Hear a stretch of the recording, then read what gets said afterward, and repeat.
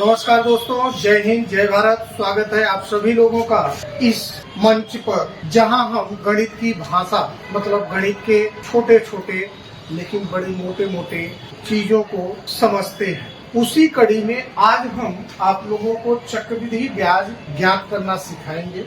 जैसा कि हमारे कुछ बच्चे भी बैठे हुए हैं जिनको कुछ लोगों को छींक आ रही है, सर्दी आ रही है, ठंडी आ रही है, तो बेचारे ठंड से भी परेशान है और बगल से रोड जा रहा है, कोई दिक्कत नहीं है। तो बेटा देखो, आप लोग ध्यान से समझिएगा। अभी इसके पहले वाले प्रश्न में मैं आपको डायरेक्ट फार्मूला बताया था। शायद कुछ लोगों को चक्रवृद्धि ब्याज के बारे में समझ में भी न आया हो, लेकिन यहाँ पर मैं आप लोगों को एक मतलब व्यवस्थित ढंग से आपको समझाने जा रहा हूँ कि चक्रवृद्धि ब्याज और साधारण ब्याज में अंतर क्या है। जैसा कि मैं पहले भी बताया कि चक्रवृद्धि ब्याज क्या होता है, एक साल के बाद ब्याज के ऊपर भी क्या लगने लगता है, ब्याज लगता है। लेकिन साधारण ब्याज में हर साल ब्याज लगेगा, लेकिन सिर्फ किस पर लगेगा, मूलधन। समझ में आया ना। तो अभी आपको आपके सामने एक उदाहरण मैं दिया हूँ कि मूलधन हमारे पास कितना है, 2000, ब्याज की दर है 10%, समय दिया गया है 3 वर्ष। अब इसी आंकड़े के आधार पर हम चक्रवृद्धि ब्याज ज्ञात करेंगे। कैसे ज्ञात करेंगे इसको समझिए।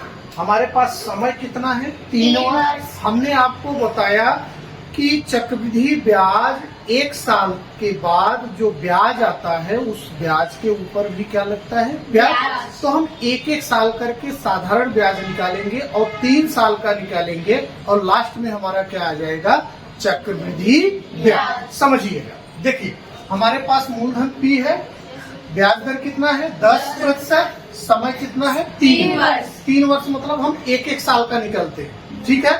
तब यहाँ हम मान लो लिखते हैं पहले साल का ब्याज, पहले साल का ब्याज।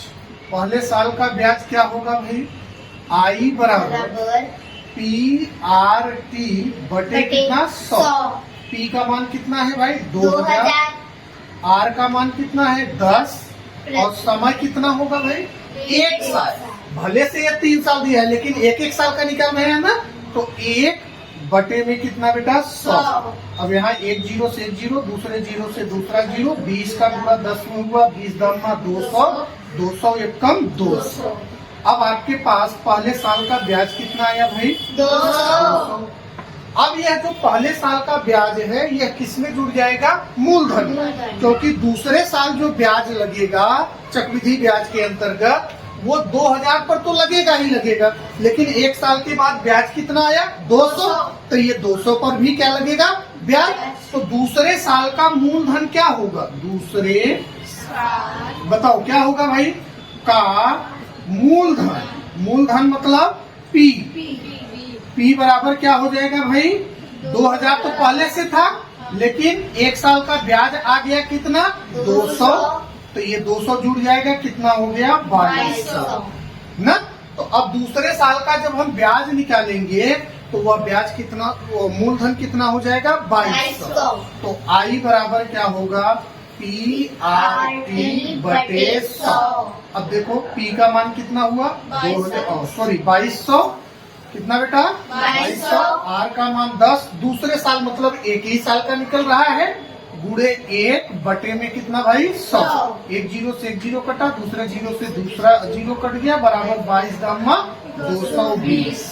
अब ये आपके पास दूसरे साल का ब्याज आ गया, कितना आया 220। देखो, अगर साधारण ब्याज 2-2000 का हर साल का निकलते तो 200 ही आता, लेकिन 200 रुपया ब्याज बढ़ा ना, तो उसका ब्याज 20 रुपया बढ़ा के नहीं बढ़ा। अब तीसरे साल का हमें ब्याज निकालना है, तो तीसरे साल का मूलधन कितना हो जाएगा 200। दूसरे साल का मूलधन कितना है, पहले साल का मूलधन था तो दूसरे साल का मूलधन कितना हुआ 2200, तो तीसरे साल का मूलधन कितना होगा, ये 2200 और प्लस 220, मतलब तीसरे साल का मूलधन होगा 2200 प्लस कितना बेटा 220। तो यहाँ 0 2 2 2 4 2, P बराबर कितना हो गया 2420। अब इसका हम क्या निकालें, I। क्या निकालें, I।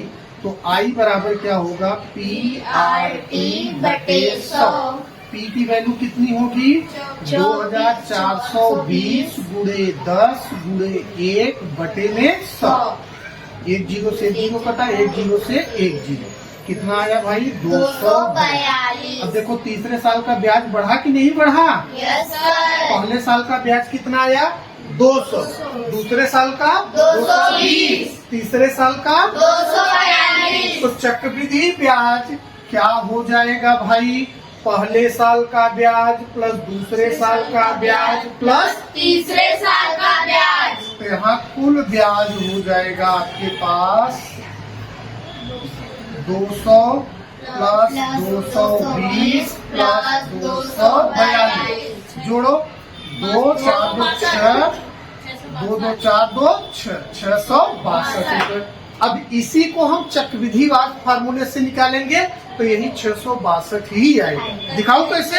अब देखो A बराबर सूत्र क्या होता है P ब्रैकेट में 1 प्लस R/100 पर पावर T।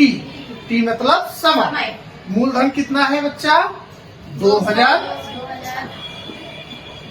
1 प्लस R की वैल्यू कितनी है 10 बटे में 100 और समय कितना है भैया 3। 1 0 से 0 कटा तो यहाँ हो गया 2000 कोष्टक में 1 प्लस 1/10 पर पावर 3। 10 से कम 10 1 2000 गुणे 11 बटे 10 पर घाते 3। अब 11 बटे 10 पर घात 3 है, इसका मतलब इसका गुणा कितनी बार 3 बार। तो यहाँ हो जाएगा कितना 2000 गुणे 11 बटे 10 गुणे 11 बटे 10 गुणे 11 बटे 1 0 से 1 0, दूसरे 0 से दूसरा 0, तीसरे 0 से तीसरा 0। 2 गुणे कितना आया 1331। 11 गिराइया 121, 121 में 11 का गुणा करोगे तो 1331। 21 नहीं 1331। अब 2 का गुणा करो 2 1 कम 2, 2 3 6, 2 3 6, 2 1 कम 2। अब आप क्या निकाल लो भाई आई, क्योंकि ये तो आया है क्या मिश्र धन। तो अब आप क्या निकालोगे आई बराबर A माइनस पी। ए का मान कितना है 2662 माइनस पी का मान कितना है 2000। कितना है 2000। तो यहाँ हो जाएगा 662। देखो ये चक्रवृद्धि ब्याज और ये जो साधारण ब्याज का फार्मूला यूज करके निकाले थे, दोनों ब्याज बराबर आए कि नहीं बराबर आए? Yes sir. तो अब समझ में आया आप लोगों को यस सर। ब्याज और सॉरी साधारण ब्याज और चक्रवृद्धि ब्याज में क्या अंतर है? यस। हाँ ठीक है, क्या अंतर है कौन बताएगा? कोई नहीं बताएंगे। फिर से कान खोल करके सुन लीजिए कि साधारण ब्याज सिर्फ मूलधन पर हर साल ब्याज लगता है, लेकिन चक्रवृद्धि ब्याज में ब्याज पर भी 1 साल के बाद जो ब्याज आएगा वो दूसरे साल में उस ब्याज पर भी क्या लगेगा ब्याज लगेगा। समझ में आया कि नहीं समझ में आया? यही कारण था ना कि पहले साल का ब्याज कितना आया 200, लेकिन ये 200 कितना मूलधन कितना था 2000। तो ये मूलधन में ब्याज क्या हो गया जुड़ गया। तब उसके बाद उसका ब्याज कितना आया 220। फिर ये 220 दूसरे साल के मूलधन में जुड़ा तो मूलधन कितना हो गया भाई 2420। और तीसरे साल का ब्याज कितना आया 242। तो पहले साल का ब्याज प्लस दूसरे साल का ब्याज प्लस तीसरे साल का ब्याज मिलाकर के कितना हुआ 662। और जब हम वही चक्रवृद्धि ब्याज वाले फार्मूले से ब्याज निकाला तो कितना आया 662। समझ में आया कि नहीं समझ में आया? बोलो हाँ। तो आप कोई भी चक्रवृद्धि ब्याज अगर निकालना हो तो साधारण ब्याज से भी निकाल सकते हो और चक्रवृद्धि ब्याज वाले फार्मूले से। ठीक है, कोई दिक्कत? No sir. उम्मीद है आप लोगों को भी समझ में आया होगा। तो भाई वीडियो को शेयर कर दीजिए, एक लाइक कर दीजिए और एक प्यारा सा कमेंट कर दीजिए। मिलते हैं एक और वीडियो में, तब तक के लिए जय हिंद जय भारत।